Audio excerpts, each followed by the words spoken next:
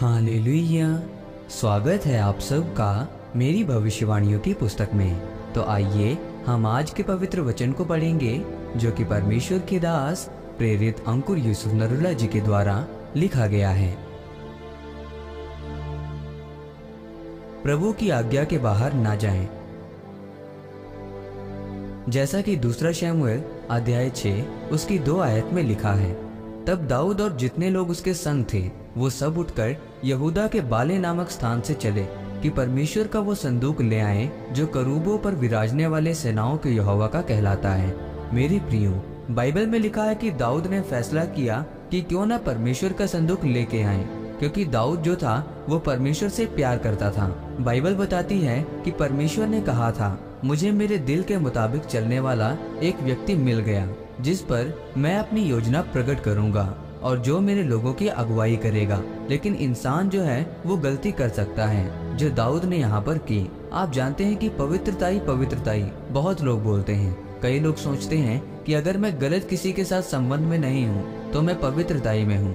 ये पूरा सच नहीं है, ये आधा सच है, क्योंकि ये पवित्रताई का एक हिस्सा है, पूरी पवित्रताई नहीं है। व्यभिचार ना करना पवित्रताई का एक हिस्सा है। चोरी ना करना पवित्रताई का एक हिस्सा है। मूर्ति पूजा ना करना ये भी पवित्रताई है। तो सब हिस्से पूरे करने से आप उत्तम बनते हैं। मेरे प्रियो, परमेश्वर ने कहा था, जब तुम मेरा संदूक कई एक स्थान से दूसरे स्थान में लेकर जाना तो कभी भी गाड़ी का इस्तेमाल मत करना। उसे कंधों पर लेकर जाना और लेवी लोग उसे उठाएं। एक नियम जिसे हम बोलते हैं कि परमेश्वर ने बनाया था।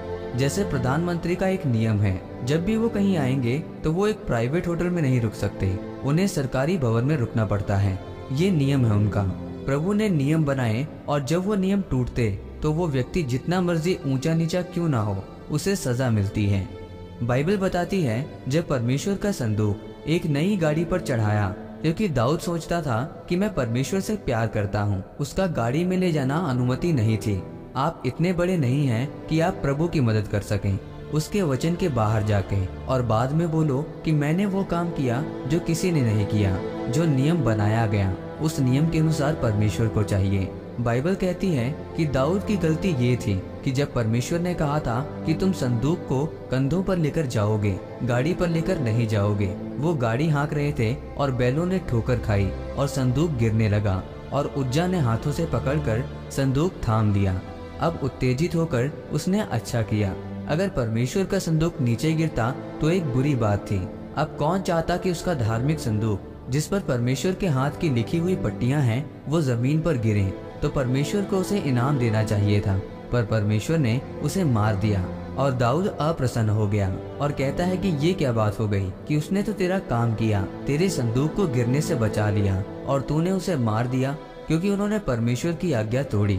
मेरे प्रियो, जब भी आप पवित्रताई से बाहर आएंगे तो आप जितने मर्जी नैतिक रूप से, सामाजिक रूप से और मानसिक रूप से सही हो, अगर परमेश्वर का वचन गलत ठहराता है तो आप गलत हो। उज्जा ने उसे मदद करने की कोशिश की।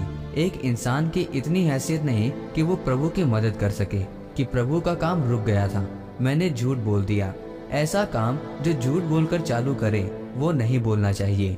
प्रभु की मर्जी के अलावा ज्यादा कुछ नहीं करना है। आमीन। आइए इस प्रार्थना को आप मेरे साथ एक मन होकर करें। सर्वशक्तिमान परमेश्वर, इस वचन के लिए मैं आपका धन्यवाद करता हूँ और प्रार्थना करता हूँ कि मेरे जीवन में मेरी नहीं आपकी मर्जी पूरी हो। आप मुझे अनुग्रह दें, प्रभु यीशु मसीह के नाम में, आमीन। परमेश्वर आप सबको आज के वचन के ऊपर मनन करने के द्वारा आशीषित करे। आमीन।